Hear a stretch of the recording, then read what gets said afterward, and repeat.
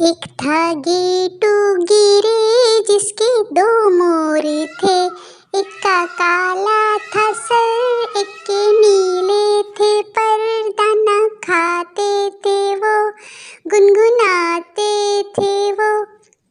ایک دن شام کو مور گھر سے چلے تھے، بڑی لہر میں آ گئے شہر میں، تھے بڑی لہر میں آ گئے شہر میں۔ کچھ یہاں سیر کی کچھ وہاں سیر کی، بولا گیٹو گیرے مور دونوں میرے، کیا کہیں کھو گئے راستہ کھو گئے۔ بولی گیٹو کی ماں مور دونوں تیرے خود ہی آ جائیں گے، دم ہلاتے ہوئے پر پھلاتے ہوئے۔